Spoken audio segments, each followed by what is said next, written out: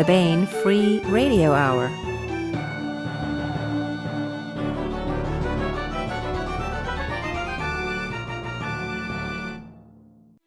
On the podcast, Edvard Munch's The Scream discovered to be listening to I Knew You Were Trouble When You Walked In by Taylor Swift, orally projected back in time by nefarious record label A&R reps with nothing better to do than ruin everything.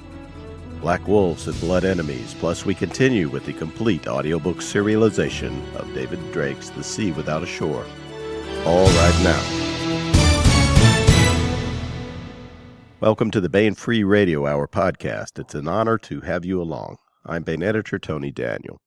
This time we have an interview with Robert Buettner on his near-future thriller that's now out at booksellers. That book is called The Golden Gate. It takes place in a day-after-tomorrow version of San Francisco. It's a bit different from Bob's previous space opera in the Orphan's Legacy series, but every bit as good, I think. And as an added bonus, Tony Weisskopf, Baen publisher and my boss, also joins us in the discussion. So that's coming up. And we also continue with the complete audiobook serialization of The Sea Without a Shore by David Drake. Now here's the news.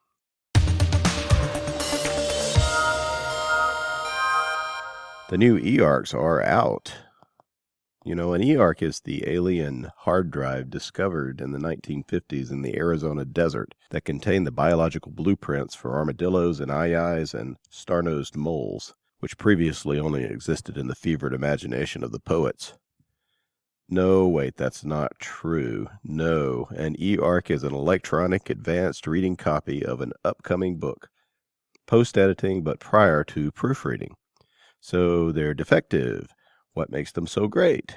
Well, you get the work of your favorite Baen author, sometimes weeks or even months in advance, all in ebook form. Out now in eARC is 1636, The Mission to the Moguls, by Eric Flint and Griffin Barber. In this Ring of Fire series novel, the United States of Europe, beset by enemies on all sides, needs a reliable source of opiates for those wounded in action.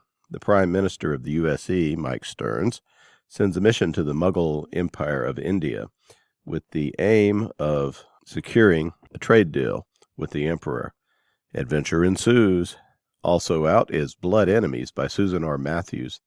This is book 7 in her acclaimed Under Jurisdiction series and a great new addition to that series. In Blood Enemies, Andrew Kosciuszko is a former fleet medical officer for the enormous totalitarian star empire, the Jurisdiction. But when he served in the fleet, Andre's real job was not medicine, but to act as a torturer, to impose imperial will. Years ago, he left that life behind, but now the Angel of Death, which is the name of a savage terrorist organization, means to capture the system he now calls home. The only way to bring down the organization that has slain whole planets full of men, women, and children is for Andre to embrace the savagery of his own heart and once again take on the role of judicial torturer. Moral dilemmas there. It's a really great book. I have long loved Susan Matthews' work.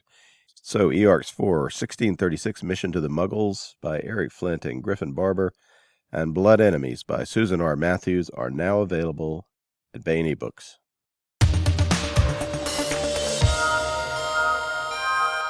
I want to welcome Robert Buettner to the podcast. Hello, Bob. Hi, Tony. Great to be back with you.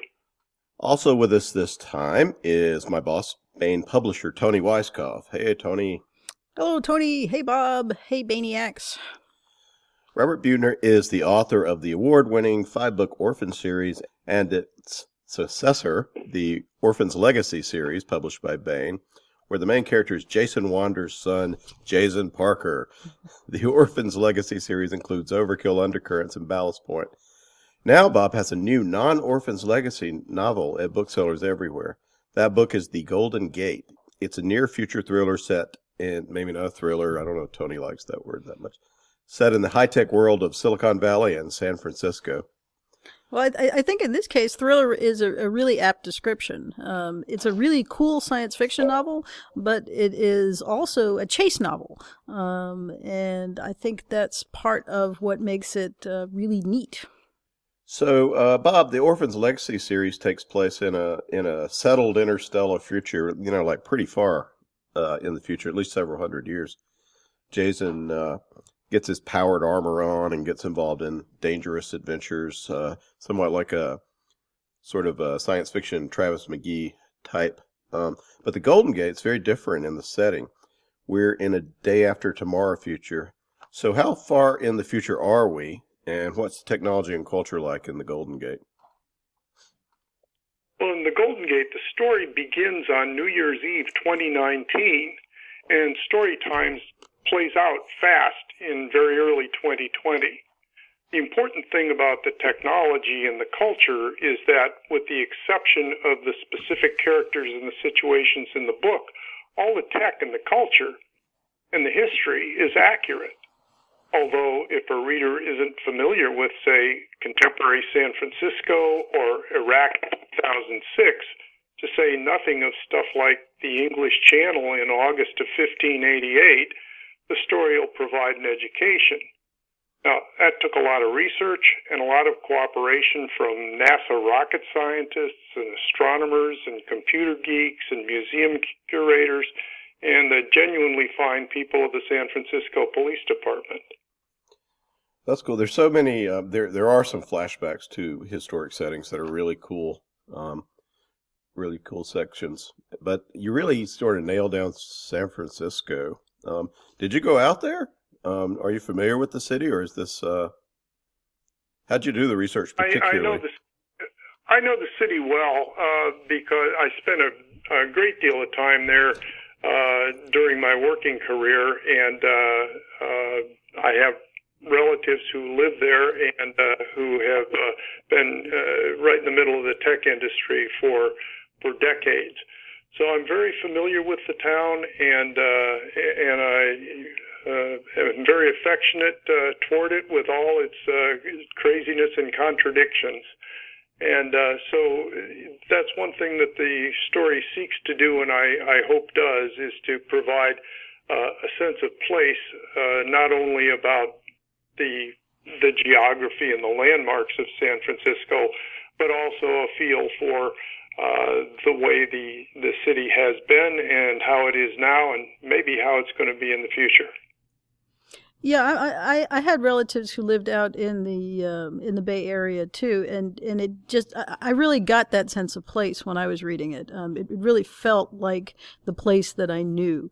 And I really appreciated that. And it's got echoes from the Bay Area that we know from other media. I'm thinking particularly of Bullitt and Steve McQueen and some of the excitement that you get. You get these resonances and overtones in the book, and it's just one of those nice pieces of writing. That you appreciate when you're stepping back and stepping out of the story. You go, wow, that was really well done. Well, thanks very much for that. I think it's easy to do that when you're involved in subject matter that you really care about. And in this case, too, as Tony D alluded to, I did in fact go back out there after I'd written the book, after I'd turned it in, and really went and visited the places that were actually in the story. One thing that I learned early on was that too much time spent on researching on a chapter that you end up cutting out of the book is time that's not well spent. So I went back and I was able to zero in on things and go to particular museums and talk with curators, and actually got hooked up with people in the San Francisco Police Department. And that was fascinating, and everybody couldn't have been nicer. I did notice you called out in the acknowledgments another Baen author, Griffin Barber. I don't want to get anybody into trouble, but I think he was able to help you too, wasn't he? Oh, Griffin was great. Not only did he give me a lot of insight on his own, but he was able to get some of his fellow officers to help out. And actually, I may talk a little bit later about one of those circumstances in particular that was just kind of spooky. Well, why don't you tell us about it now if you want to get... we should mention that Griffin Barber is the co-author with Eric Flint of 1636, The Mission to the Moguls, that's coming out in a couple of months. That's a 1632 Ring of Fire book. Anyway, go on, please, Bob. Yeah.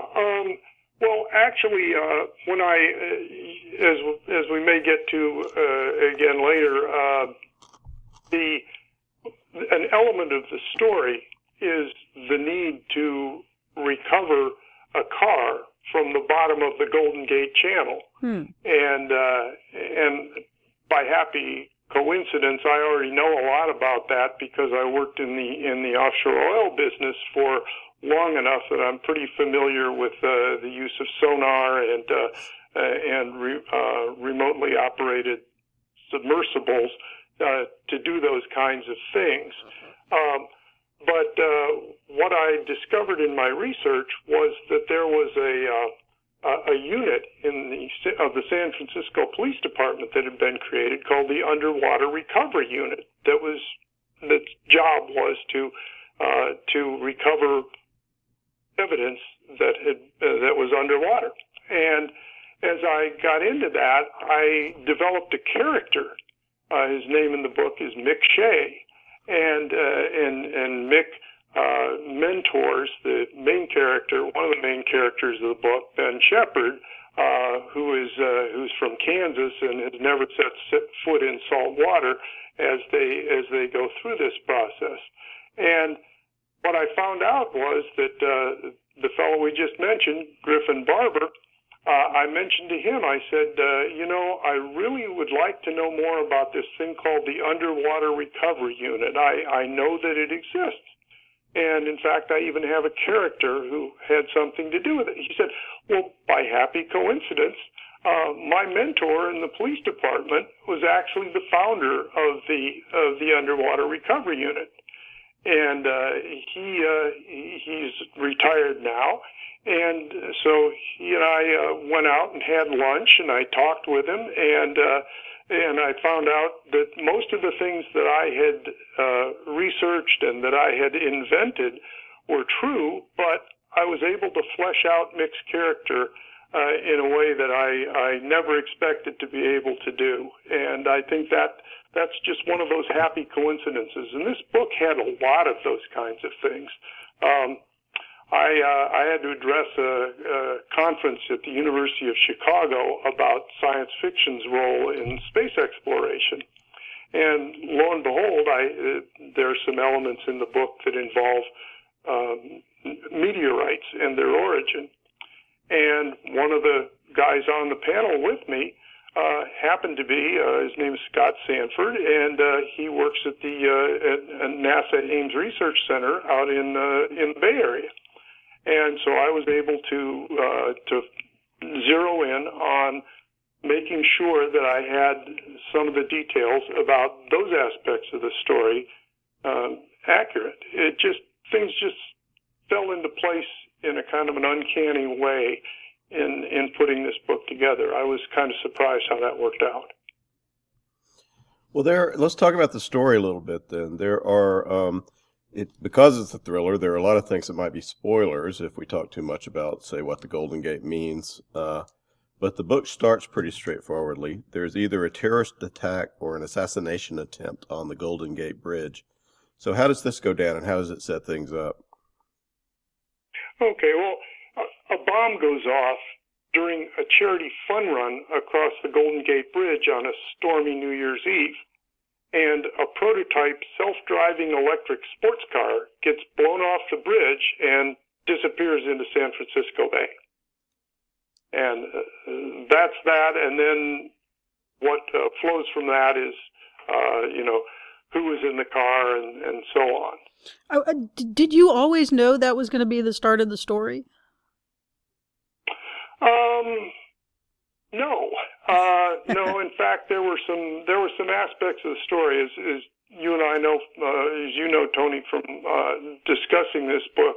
I had been thinking about this one for a very long time. Yeah. And I was in the middle of a very long-running space opera series, and so I didn't really get a chance to focus on it, and it developed in some directions that I didn't expect.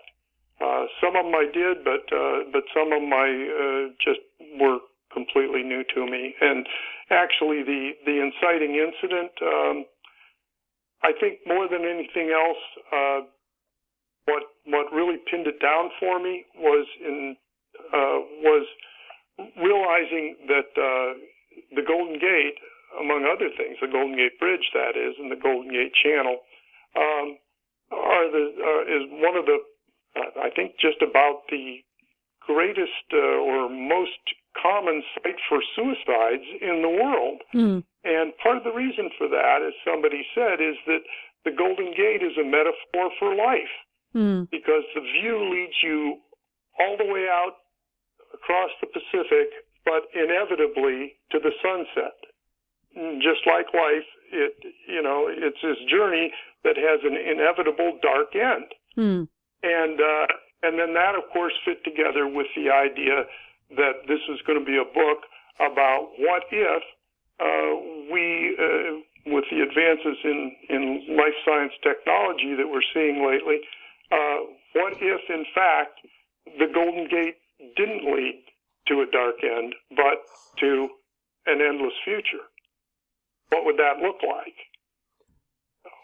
And that's just such a great big meaty science fictional idea, and I love that it starts with something very simple, this car going off the bridge, and ends with such a huge mind-blowing set of concepts to deal with. I really like that progression.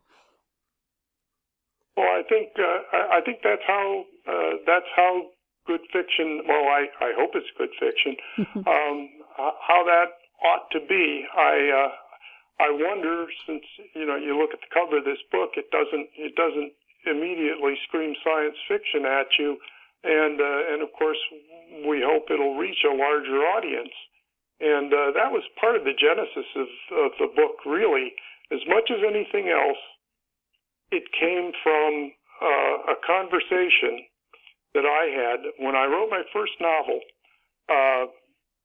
By happy coincidence, I wrote it, and I wrote to my first novel was called Orphanage, and it was a novel about a young man who joins the military.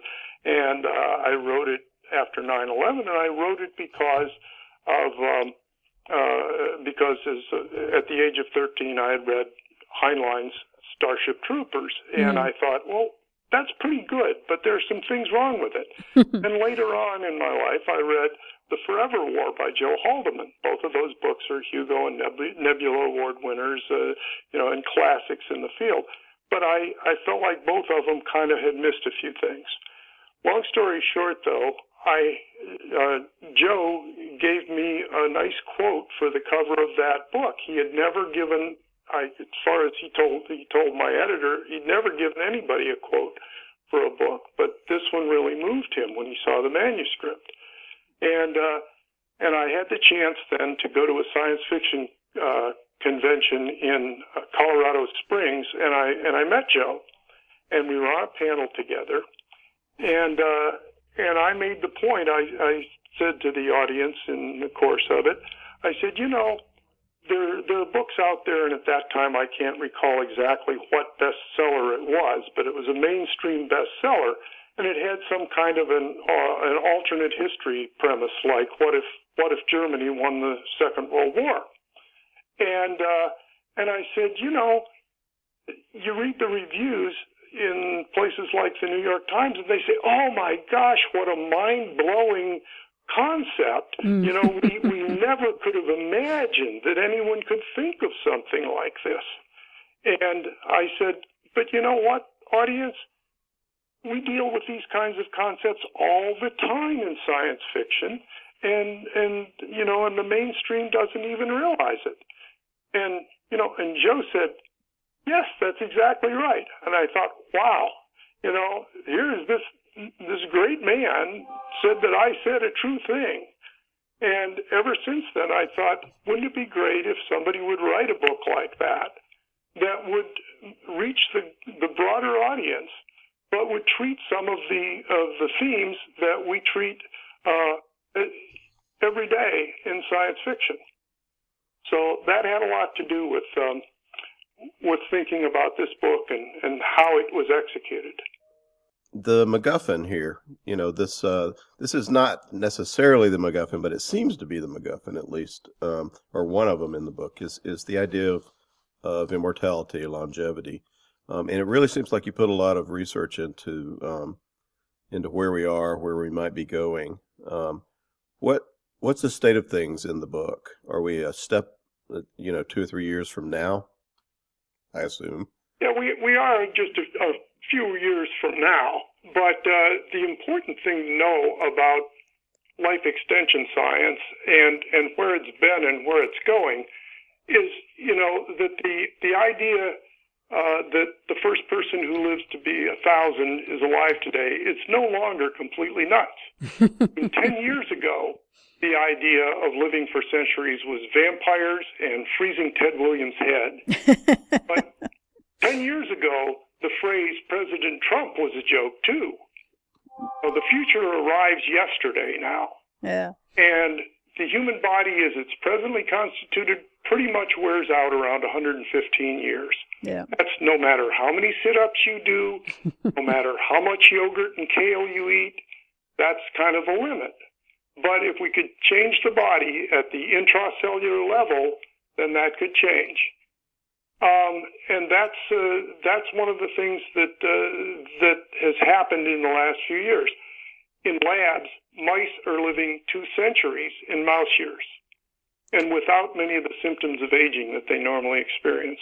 Roundworms are living 6 centuries in worm years. The point is that the insides of mouse cells and the insides of roundworm cells have basically the same structures and work the same ways as human cells. And today and tomorrow, we can change that stuff. Now, the reason those lab mice got experimented on in the first place was to test a drug called rapamycin that was developed to suppress rejection in human organ transplants. Again, there's a lot of crosstalk between organisms we think of as unsophisticated and our own bodies. Now, the thing about laboratory work is that, like Vegas, lots of what happens in labs stays in labs. But in 2015, Google committed $1.5 billion to a life extension research affiliate. Now, if I was going to bet on somebody who could recognize the next big thing and make it actually happen, it might be Google. So that's kind of where we are today. Google's not alone. There are other tech billionaires that are jumping into the field.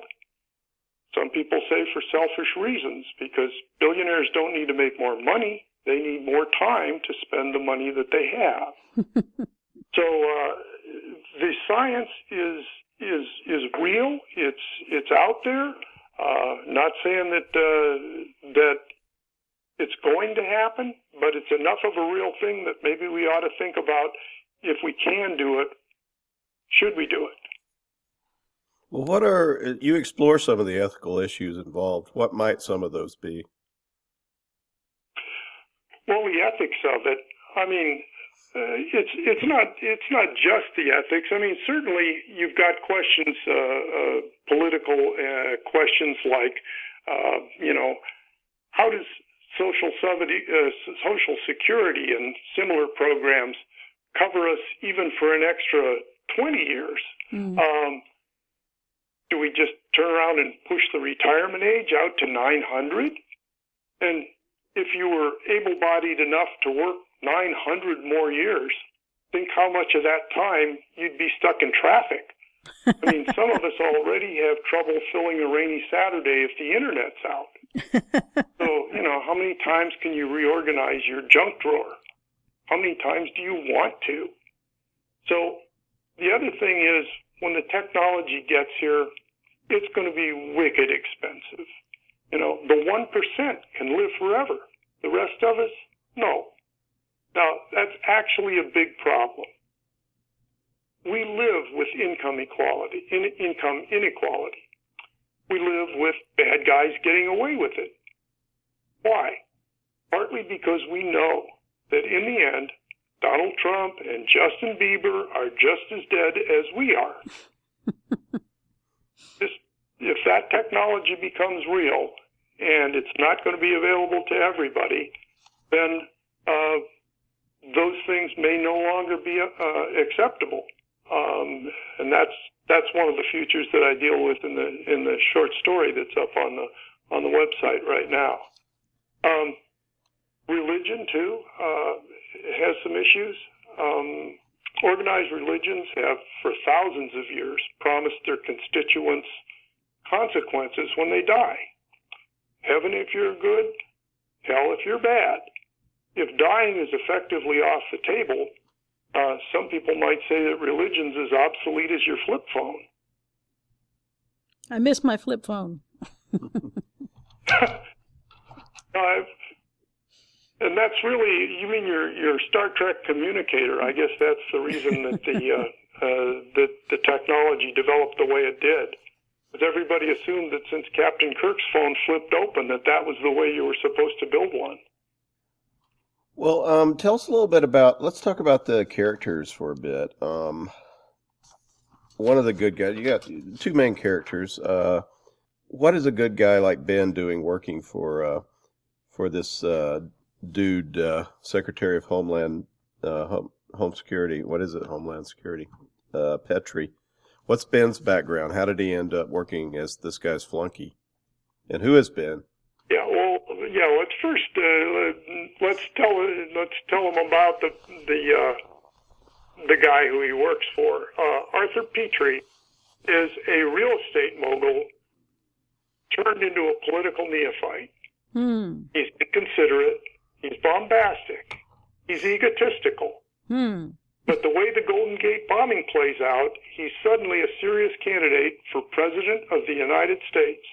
When I discussed the idea of this book with Tony, and that was back in January of 2015, I didn't even mention that aspect of the story because I thought it was too ridiculous even for science fiction or fantasy. That's worked out kind of interesting. It's another one of these funny things that with this book that just you write it 2 years before, and then in the production cycle when it comes out, everybody says, "Gee, that's a real thing." That's happened with my books more times than I care to think about. There's Petrie also provides some humor in the book because he's so kind of loathsome that yeah, he really is, and that's deliberate. I mean,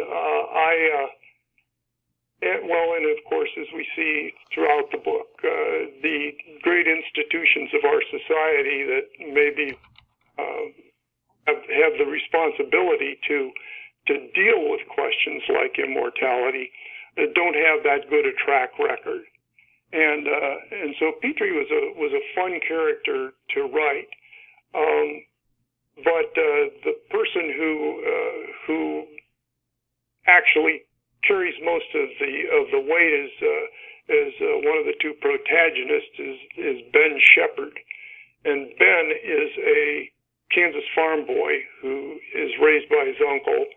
He knows his way around a diesel engine. He's, at the time of the story, working his way through Georgetown Law School on the GI Bill after losing his right little finger in combat in Iraq.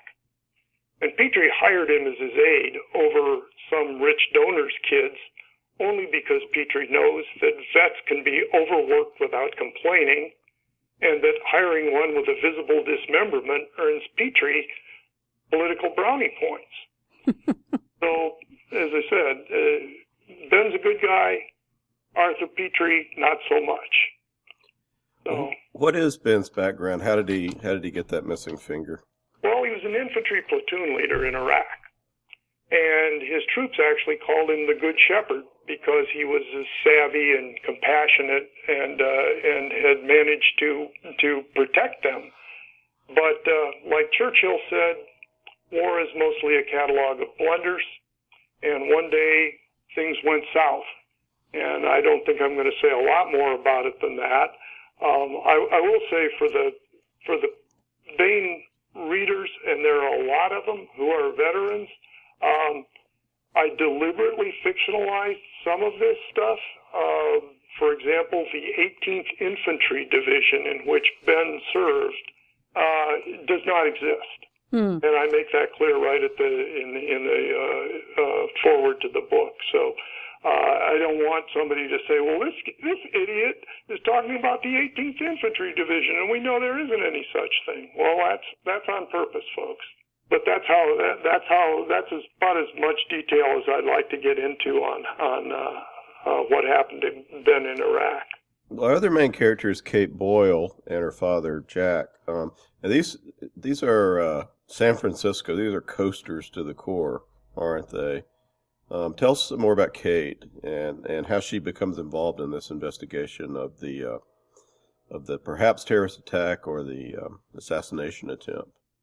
Yeah, well, the interesting thing, the interesting relationship there, I think, is that Jack Boyle, the father, worked his way through night law school waiting tables on the San Francisco waterfront.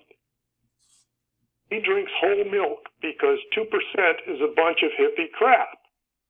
He and his deceased wife staked their daughter Kate to a master's in journalism from Columbia that got her a job as an investigative reporter at the Washington Post.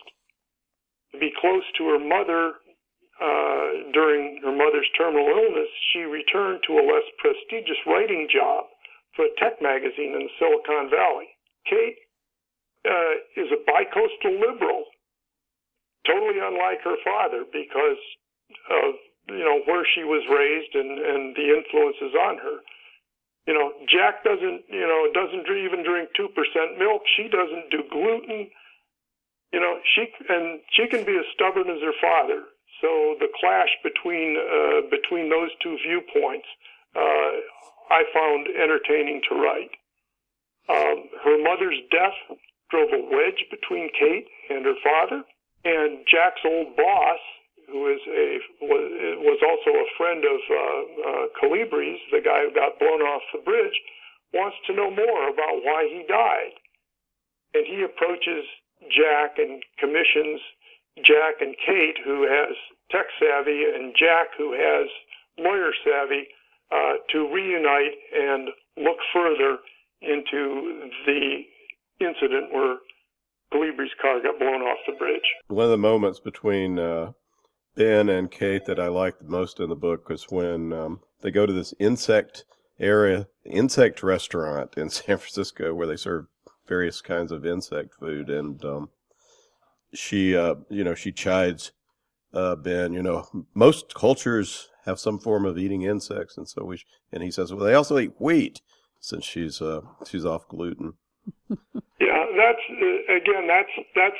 one of the entertaining parts of the book for me is that you put two people together who have these opposite viewpoints, opposite backgrounds, but both of them in the course of the story come to understand one another better. And of course, initially Kate doesn't like Ben, which, that's just like, Princess Leia says she would sooner kiss a Wookiee, so we know how that's going to end. But nonetheless, the interplay between the two characters and between Kate and her father make, I think, for a more character-driven story, and I'm pleased with the way that worked out. Don't know that everybody is going to see it that way, but I enjoyed it.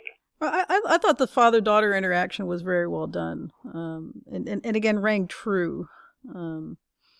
Yeah, well, thanks very much. It's hard to write. I do have a daughter though, so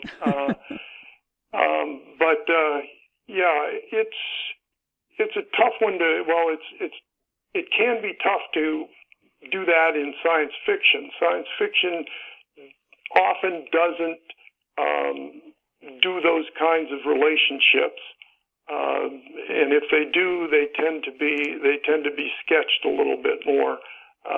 So this gave me an opportunity. This type of book gave me an opportunity to do some things I hadn't done before. Yeah, and that was exciting. Well, they want Ben and Kate eventually, as you say, team up, and they proceed through meeting some of the Silicon Valley types. Tell us about some of the types they run into, like David Powell and Quentin Callisto, for instance. Or are any of these characters based on a type you found out about in the course of researching or conceiving the book? So they seem pretty real to life from whatever I know about Silicon Valley. Well, David Powell, who is the boss we just talked about, who was Jack the lawyer's old boss, and he's Calibri's friend, is a captain of industry and a philanthropist, and I'm familiar with that milieu as a corporate lawyer for a very large private company. The character who founded, like I said, the Underwater Recovery Unit turned out to kind of be a real guy. Quentin Callisto is actually a kind of a computer geek who lived in his parents' basement, and he devised a video game that became a huge hit, and he made a lot of money, and he has some exciting ideas about what he's going to do with his life and his fortune, and so yeah, that those people are people that I think many of us have met or have met people like them, and exploring them was another part of this book that I think was a lot of fun for me to write. I think the fun comes through. The joy that you found in the writing comes through in the reading as well. Well, one thing that I enjoyed about this book compared to the other stuff I had done, my first 5 books were written in the first person, in the viewpoint of one single character. And that's like 100 years of a big war. And then the next, the 3 Orphan's Legacy books that followed on to that series, again, you're mostly in the first person viewpoint of one character, and then I was able to add in another character, and then because there was some telepathy involved, you really got into the heads of a couple other characters, and so that was an expansion for me. But in this one, I actually went back and counted them up, and you're actually in the viewpoint of 15 characters in the course of this novel. Yeah. Obviously some more than others, but to me that was a very refreshing opportunity to deal with other personalities and points of view. Yeah. And I enjoyed that part of it as well. Well, let's talk about that story that you mentioned before. That is, at the moment, it's on the Baen.com front page as a free fiction to read, and it will become the first story in the free ebook available at Baen eBooks for this year. That ebook is called Free Short Stories 2017, and it collects all the website short stories that we have, one a month, starting on the 15th of each month, as they come out. And if you are listening to this after January, you can download it in all sorts of formats, including Kindle, of course, at the Baen eBooks website. So this one's called The Trouble with Millennials, I think, which is, it seems like it's set in the same world as The Golden Gate, maybe a little further along. Can you tell us about the story? I can. It does, in fact, imagine one possible future wherein the technology that allows some of us to live to 1,000 does evolve, but as we were talking about when we were talking about some of the social ramifications of this, the technology is not available to everybody, and as a result, society chooses not to buy in. And so 150 years from now, the few who remain, who are capable of living for a millennium, and hence that's the term millennials as opposed to the way that we use that. I think in the book somebody describes it as well. Back around 2000, we used that term for a bunch of perceived whiners who happened to be born around the change in the millennium. But it comes to mean these people who are capable of living to 1,000, and society doesn't like them, and they're being hunted down. And one of those people is a veteran who was a guinea pig, veteran of the Fourth Afghan War. So yes, I am pessimistic about the concept of peace in our time. And he is hired by a billionaire who's also a millennial to fly an antique airplane, a CV-22 Osprey tiltrotor to be exact. And why he has to do that and what events flow from that, of course, is what the story is about.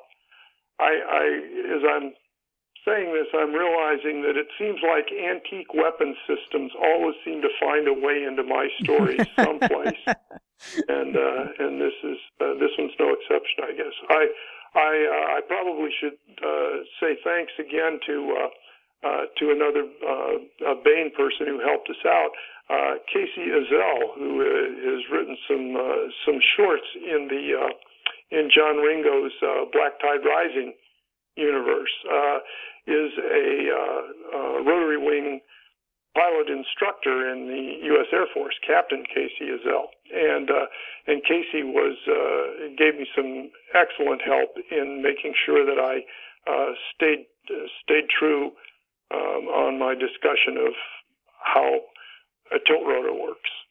By the way, we have a nonfiction article all about how helicopters are used and misused in fiction that Casey wrote for us at the Baen.com website, which is collected in Nonfiction 2016 ebook, which is also free. Tell us a little bit about your process. Do you read a lot of history? Do things what is that called? Percolate up. Do you research specific things you need for the book, or is it a little of both? Well, I think it's a little of both. I mean, when I come across something that looks like it would be useful, then yeah, I'll drill down and learn more about it. And the thing is, there's so much out there that looks interesting at first, and then it's really hard to not become over-involved in the research and particularly in how much of it you present. And that's one of the things that was most difficult about a book like The Golden Gate, was to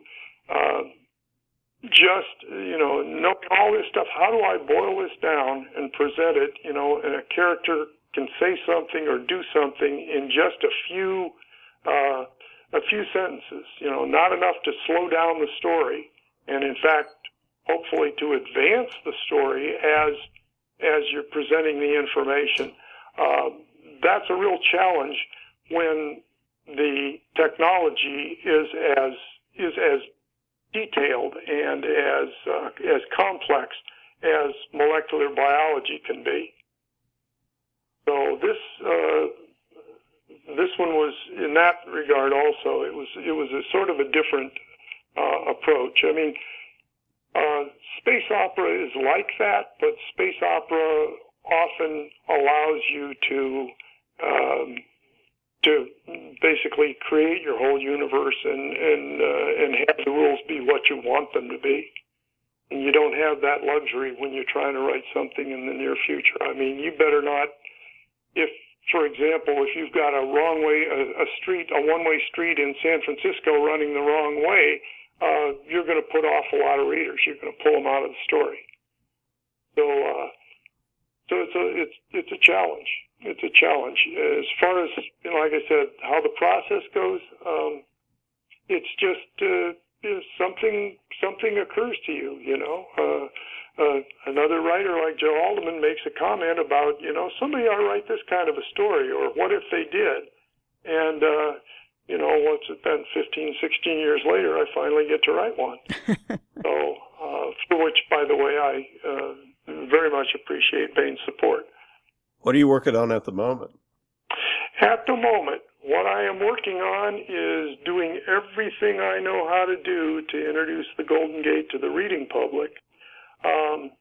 But beyond that, I turned in a story a couple of weeks ago for Baen's upcoming anthology, Ships of the Line, and I enjoyed writing that one as well. Right now, my next book focuses on nuclear weapons today and in World War II, and we'll see how that goes. Cool. Well, what is you're going to make some appearances and such dealing with promoting the Golden Gate? Yeah, I'm going to be doing that tomorrow. It's the first time I've ever done it. AMA is for listeners who might not know, it's called Ask Me Anything, and the San Francisco media giant Reddit is it's one of their projects. Oh, it's and one of those basically Reddit things. what it will amount to is tomorrow at 7 a.m. Eastern, I will sign on to AMA. AMA is short for Ask Me Anything, and for then, for an extended period, I will be available, and anybody can get on their mobile device or on their computer and send me a question, and I will answer it. And it can be about anything. So I'll be joining such notables as Bernie Sanders and Bjork and Anthony Bourdain, the celebrity foodie, in doing an AMA. And I'm looking forward to it. That's cool. And these things are archived, no doubt, so that people can go back and look through it when it's done, right? Yep. Yeah, apparently so. Again, like I said, I'm pretty new to it, but it's an exciting. It's going to be an exciting process, and I think it'll be interesting to see how it is to effectively hold a press conference, except that you get to type your answers, so you can think about it a little bit, which authors like. But yeah, I'm going to be doing that, and I've been doing radio appearances on not podcast radio, but drive time radio around the country this week. I actually finished one up this morning in the Atlanta area, and I will be doing another one in St. Louis on the 18th of February. But right now, I've my schedule on that one. That's about where it sits. The only physical appearance I think I've got in the offing is actually LibertyCon in Chattanooga in July. The book that is out right now by Robert Buettner is The Golden Gate, and it is at booksellers everywhere. Bob, thanks so much for being with us. Oh, thanks. It was just a pleasure to talk to you both again. Thanks for having me, Tony and Tony. I'm glad you were able to do this after all the radio talk. It's I know it can be grueling, so. It's it's fun, but writers aren't typically the most outgoing people. I mean, we sit down and you sit in a room and stare at a screen all the time. So having to actually get up and talk to, we hope, hundreds of thousands of people can be daunting, but it's fun.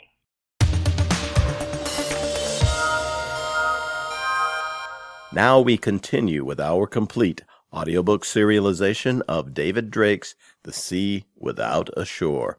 It seems Cinnabar's chief spy master is a mother also, and her son is determined to search for treasure in the midst of a civil war. Who better to hold the boy's hand and to take the blows directed at him than Captain Daniel Leary, the Republic of Cinnabar Navy's troubleshooter, and his friend, the cyber spy Adele Mundy. The only thing certain in the struggle for control of the mining planet Corsaira is that the rival parties are more dangerous to their own allies than to their opponents. Daniel and Adele face kidnappers, pirates, and a death squad even before they can get to the real business of ending the war on Corsaira and bringing their charge home, maybe along with ancient alien treasure. Now here is the next entry of David Drake's The Sea Without a Shore. Adele hadn't given any thought to the physical demands of reaching the enemy lines. All her concern had been for what happened then, after she began to do her job. Thinking about the crawl wouldn't have changed anything. It simply had to be done, and there had been no time available for physical training. Even so, she felt foolish not to have considered a business which had pushed her so near her physical limits. She had failed herself intellectually, whether or not that made any difference in fact. Daniel put his hand on Adele's left ankle, throwing her into an instant nightmare in which the darkness had come alive and grabbed her. She snatched for her pistol and only smeared mud from her gloves onto the flap of the coveralls. She had been lost in a world of her own in which nothing mattered but the mechanical process of crawling forward and the intellectual analysis of that process. She had almost fallen into the listening post. It was a small pit whose floor of plated reeds was thick enough to keep the mud from oozing to the level of the two men now lying face down on it and blubbering. There was also a small field telephone and a pair of electromotive shotguns, single-shot hunting weapons. The men wore loose trousers and open shirts. They had no shoes. "They're local farmers, master," said Hogg, squatting at the back of the pit with his knife out. "I didn't much feel like cutting their throats, though if you think it'd be safer—" "I don't believe that will be necessary, Hogg," Daniel said. They spoke in low-pitched voices. Adele could scarcely hear them. "In any case, if safety had been my primary concern, I probably wouldn't have joined the RCN, would I?" "I have a use for them if they prefer to continue living," Adele said. By leaning over the edge of the shallow pit as Daniel was doing, the depression itself would drink her words. For one of them, anyway. One of the local conscripts was weeping as though he were watching his library burn. Adele smiled at her simile. His chicken coop burn, that would be better. The other man stopped crying and even turned his head to look up at Adele. She gestured toward him and said, "I want you to call your base on the phone and say that you hear noises halfway back to the grubber lines. Can you do that? We'll let you live if you do." The farmer nodded enthusiastically. His throat worked, but he didn't, more likely couldn't speak. "Nobody's going to hurt you," Adele said, letting her gray precision overcome the irritation she was feeling at this fool. Of course, if the listening post had been staffed by better troops, they would be dead, and she wouldn't have this opportunity to confuse the Pantalarian strongpoint. Hogg tied the wrists of the crying man behind his back with commo wire. "Should have brought cargo tape," he said. "But I wasn't figuring on prisoners. Anyway, this'll do." Adele removed her gloves, then began to strip off the baggy coveralls. Mud caked her knee-high officer's boots well up the shaft, but that was now part of her disguise. "I'll do it, ma'am," the other prisoner said. "Ma'am, I got 7 kids. They just marched in and says to all the men in the village, 'You come with us or you'll wish you had.' So we come. What could we do?" It was a likely enough story, though that didn't make a real difference. Adele had shot people who were just as innocent as these fellows, people who had simply been in her way. Fine distinctions didn't matter in a war, and in the longer term nothing in life mattered. "Then you already understand the terms," Adele said, smiling minusculely. Hogg was binding the fellow's ankles. The fact obviously reassured the prisoner, because it meant that his captors really weren't going to slit his throat. "Right," the farmer said. "I'll report just like you say." He reached for the phone. Adele put her right hand on it. "Wait," she said. "Hogg, are we ready to go on?" "Yep," he said without looking up. He was checking the load in one of the shotguns. "All right," said Adele, taking her hand away. "Call now." The farmer bent close to the phone. It didn't have a separate handset, and pressed the button between the speaker and mouthpiece. It had originally been glossy black, but in the center that was worn down to the original beige of the plastic case. "Hello?" the fellow said.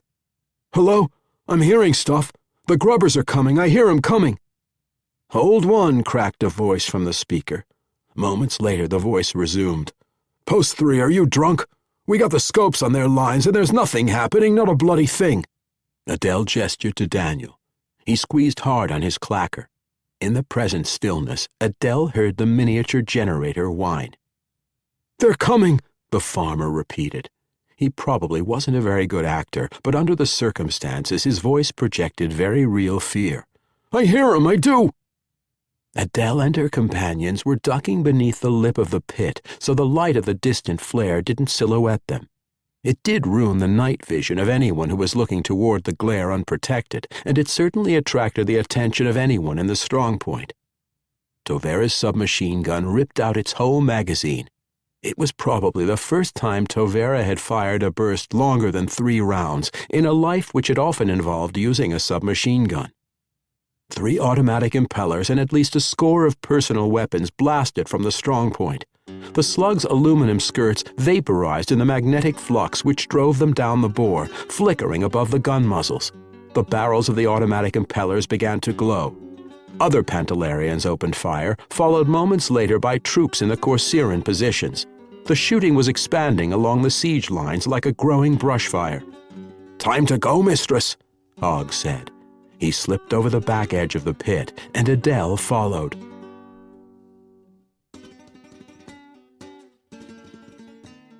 That was another entry in our complete audiobook serialization of The Sea Without a Shore by David Drake. And that's it for the podcast. Thanks to Audible.com, to Tony Weiskopf, and to podcast theme composer Ruth Judkowitz. And a download of Siri and Alexa voices featuring every human language and dialect known, but all spoken with a lisp and a funny accent. Plus, thanks and gratitude and praise for Robert Buettner, author of The Golden Gate. Please join us next time here at the hammering heart of science fiction and fantasy, and keep reaching for the stars.